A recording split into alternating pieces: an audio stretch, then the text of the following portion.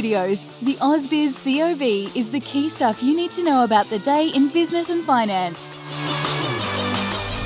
Welcome to the COB. I'm Danny Akuye. And I'm Juliet Sally. Nice to have you back, Danny. Oh, thank you. You're quite tanned. Yes, I had a little sneaky trip off to Vanuatu, which I can highly recommend. Oh, lovely. I'll put it on my to-do list. But on the market's to-do list, or at least some investors, buying up some stocks for Christmas. Absolutely. Now, this Santa rally just kept on giving today. I mean, I don't think the futures were this strong at all, but it looks as though the CBO 200 has closed up almost 0.9%, just over 12 points, and the ASX 200 also up by 0.8%, or 62 points. So Santa in his sleigh is a bit full, but we'll get to that in a second. Yes, why not we get there now? Yeah, let's have a look at the three themes. Santa's sleigh certainly stocking up with stocks. You wrote a really good view that our people who subscribe to the newsletter, ausbiz.com.au, can read this afternoon.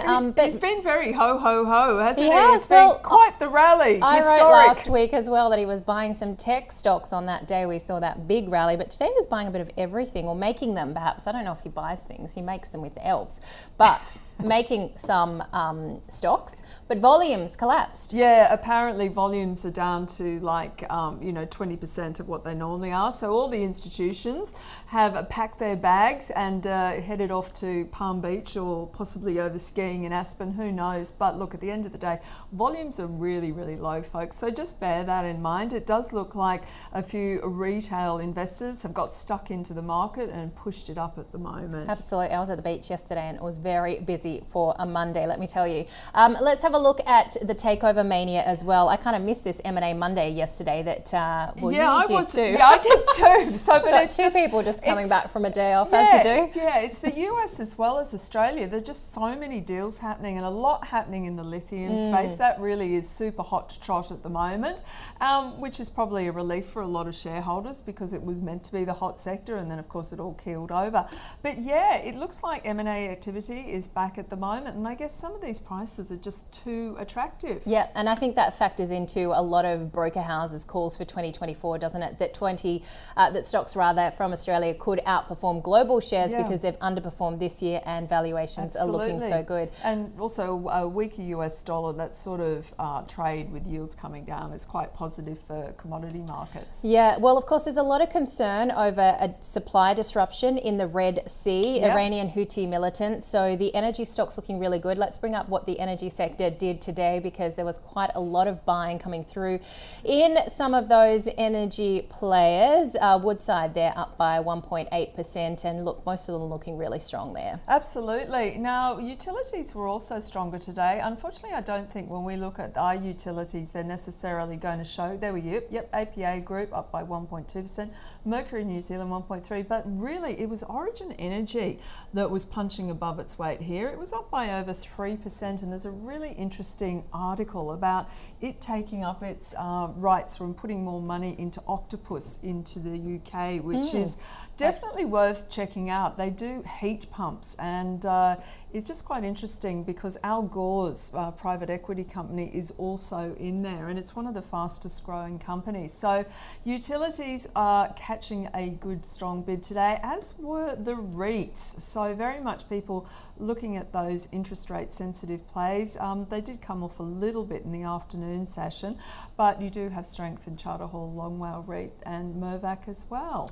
Yeah, let's have a look at some of the top corporate stories. We've been talking about takeover targets. Alchem in focus after shareholders voted to approve Levent's $10.6 billion takeover bid, but Alchem actually closed down by 1.2%. Proxy votes indicate about 53% of the shareholders have voted, with 89% of those in favour. Absolutely, and Azure shares in the spotlight as Chile's SQM teams up with minor Hancock Prospecting, lobbing a sweetened $3.70 a share bid for the company, and that takes the total values bid to $1.7 billion.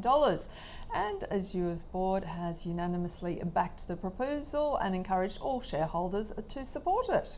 Well, Neuron Pharmaceuticals were higher, look, up by almost 9%. Brokers swooping in following the company's phase 2 results of its Phelan-McDermid trial. And Bell Potter has upgraded the stock to buy from hold. They've got a price target of $27. It's currently at $24, and their previous target was $17.50. Yeah, and also iron ore miners apparently rallied, defying the softer iron ore prices in Singapore. Yeah, Fortescue and Rio, they're both near records. Wow, but of course, that was one of the unpredictable things this year. Nobody thought that iron ore prices would do as well as they have. Indeed. All right, the stock of the day was Aristocrat Leisure, Rudy Philippak Van Dyke, from FN Arena, Philip Pepe from Shaw and Partners speaking to Nadine a little earlier.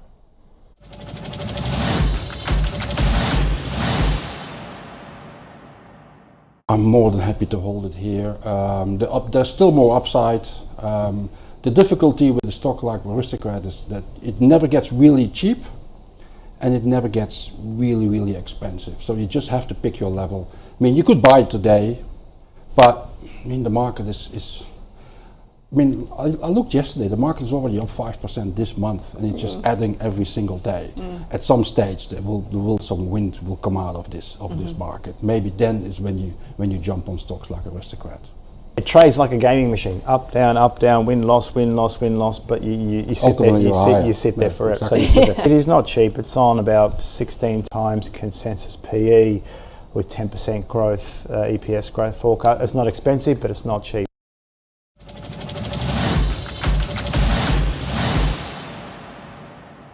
Okay, welcome back to the COB. Now let's welcome our Tuesday guest, Martin Crabb from Azure and Partners. Martin, thank you so much for coming in. Good to be here, Danny. Now let's talk Mag 7. Now we're not talking tyres, are we? We're talking really big tech companies.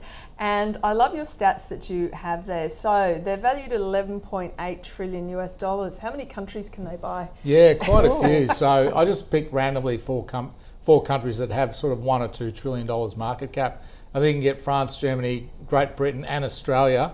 Every country that's listed in those markets, and still have about 1.7 trillion. So you could probably stick, Taiwan, New Zealand, a few other countries in there as well. So it just goes to show, the market cap of those 7 companies is a staggeringly large amount. In fact, Apple's bigger than 3 of those countries on there. So you can buy Apple, or you can buy every company in Australia or Germany or France. So it's an amazing number. It is staggering, but I remember back in the day when I did emerging markets, Unilever was bigger than Philippines, Indonesia, etc. Right, so yeah. It's kind of not a new phenomenon, except these by historical standards. I mean, I don't know if anyone's done any research, but they seem extraordinarily ginormous, don't normally they? you get one really big one, like Exxon or IBM or something that's just towers above everything else. Standard Oil, split up. Exactly. Yeah. So, pre trust busting sort of stuff, you get these massive companies.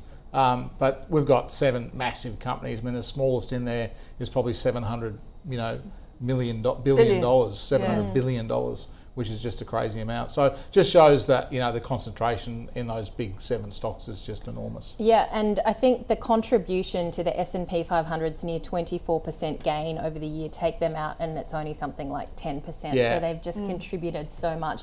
Let's talk about total shareholder return, and you're talking this about dividend yield. What are you seeing? Yeah, so one of the things we do at Shaw and Partners is once a week we run an analysis that takes everyone's target price for every stock in the index and puts them together on their market cap weighting and says, okay, if every stock's trading at its 12-month target price, where's the market? And that's the black line you can see in that chart. So we're calling that fair value. So that takes into account where analysts think stocks should be trading at in a year. The grey line is what you need to buy the market at to get a 15% return, including the dividends. So there's about a 4% dividend yield. So the red line or the orange line there is the market itself, and there's a few things to point out. It does tend to track fair value, or fair value tends to track it. But we saw a buying opportunity a couple of months ago when we went below that grey line. Now that grey line is just a notional line that we put in. It seems to work quite well. But this rally has taken us back to fair value, such that now there is no upside to target prices. Well, there's a little bit, 0.7. So if you hold the average company in the market for a year, you'll make 0.7 on your money, and then you get the dividend yield on top of that. So the dividend yield is the TSR of the market. And of course, those fair values, that would depend on the earnings growth that is expected coming forward. Yeah. So that's a 12-month forward target price. Exactly. Yeah. So I guess if you were to play devil's advocate, I mean, to me, if you were looking this after this rally, and I think I wrote about it in the View, that Santa's sleigh will return to the North Pole. So possibly taking some profits after this rally is kind of being confirmed by what is actually saying. So from a trading perspective, and we're long-term investors, so this is kind of more interest than anything else. Yeah. But if you're a trader, if you get these opportunities which are circled or arrowed there, where the market goes above that 15% TSR, they're good entry points. When we hit the black line, it doesn't mean the market's going down. It just means that the short-term trading opportunity is closed. So as you said, Danny, if you're of a trading mentality, this is where you take some profits. So if you've done well, you followed the arrows there, you've made 10-15% in a short period of time, take a bit of money off the table. Nice. Now, you said your stock of the 2024 is Qantas. We've seen that on the advent calendar, but you're also saying long yen, short dollar could be the trade of 24. Could be the trade of the year, yeah. So look, it sounds too simplistic to be true. One country's putting interest rates up, another one's cutting them. You buy the currency where the interest rate's going up. Now, famously, Japan has had a zero interest rate policy forever. They've actually still got negative rates, and it does look like the Bank of Japan is slowly changing that. They're never in a hurry in Japan, are they? But they look like they'll put rates up to some level this year. So rising rates on the yen, and we know the FOMC's cutting. They're arguing about how much they're cutting. The market's saying they're cutting by 140. The dot plot says 75, and Goolsbee and others overnight are saying maybe not even that much, but who cares? They're cutting. So if you get lower interest rates on the US dollar, higher interest rates on the yen, it means that starts heading down. So that's the Japanese yen versus the US dollar, and it's been a one-way bet since 2020 when it was almost 100 yen. It's got up to 150 yen. It could go back down, maybe not to 100, but that looks like a good trade. So from an investment point of view, buy yen, sell US dollars. From a holiday point of view, book your Japanese holiday buy Oh, now. Your yen now. Buy the yen now, yeah. Just in terms of quite a few people still like Japanese equities. So if you were going to buy an ETF, would you look to, would it be better to buy it like a US dollar denominated ETF into the Japanese market? Yeah, so you buy an unhedged unhedged yen if you can find one. If there's a yen denominated Japanese ETF, you'd buy that. Look, we're pretty confident the yen appreciates against the US dollar, but we also think the Aussie appreciates, so they might go up in check. So we think the Aussie goes back through 70 into the 75 some point next year, again based on interest rate differential. So I think it's more about a US dollar yen, but that looks like a good risk adjusted. I think that's a pretty good risk adjusted return for next year. Now, I remember your stock of the year for this year was James Hardie. It only doubled. I'm a little bit disappointed. And do you know what? I owned it the whole way down, and I've ridden it the whole way up again. And so you're square? I'm square. I rue the day that I didn't add more to it, and I wasn't here at dollar ausbiz, average down. and I could have listened. Are you still going to stick with your Qantas? Yeah, look, I think the name of the game with the single stock thing is to pick something that's got a pretty high risk return. There's no point, putting a boring stock in there if you think the market's going to perform well. So I just think Qantas is very beaten up. It's on 5 times earnings. Everyone hates it. And I think the earnings are going to be a lot higher than the market thinks, because I don't think prices, unfortunately, aren't going to come down as much as people think. They haven't come down at all. All right, Martin Crabb from Shaw & Partners will be here next year to see how you did with Qantas. Anyway, let's have a look now at the after-close market leaders and laggards for Tuesday's session, kicking it off with the leaders. And it really was about this iron ore rally despite futures in Singapore lower. Liontown up by 11.3%. Euro Pharmaceuticals, we spoke about those broker upgrades. Some insurance moves. Elders, we also spoke about, of course, today, and it was up 4%, as was IDP Education. Absolutely. And let's have a look at some of the laggards. Weebit Nano off by 6 1/4. Tabcorp, which of course rallied really hard yesterday off that contract I think they've received, off by 6%. And looking there, Core Lithium and Pilbara, a bit of profit taking off between 2.5% and 3% respectively, as is Lovisa off 2%. But again, that stock has run so hard recently. It's Lovisa's time to shine too. It's when you go in and get your Christmas earrings Your like baubles. these. All right, looking at the small cap leaders and laggards. Anything? Oh, Adore Beauty. Adore Beauty, yes. That- Well, that's actually gone quite well, up 10%, $1.25. I think it was below $1 for quite some time. Seven West Media up by 8.8%. And the laggards, Danny. Yeah, so let's have a look. Kinetico Energy off by almost 18%, and 3P Learning off by 10.5%. So now let's have a look and see what is happening overnight. So what have we got? US data on housing, US building permits data, and we've also got earnings from Accenture and FedEx. FedEx will be interesting actually, because that is the company that has been doing better in that space that they operate in compared to UPS. All right, and let's have a look at what we'll expect tomorrow in the region. New Zealand consumer confidence and Japan's trade balance. Incitec Pivot holding its AGM, and then pretty much this time tomorrow we'll be talking about what's happening tonight, and that will be UK CPI and US existing home sales for November. Yeah, absolutely. And well, I think that's a wrap, isn't it? So let's have a look and see where the local market has closed. And there we go, CBO 200 up by over 12 points, or just over 0.8%. ASX 200 up by 62.7 points. That's 7,489 up, also by 0.8%. So stronger than expected.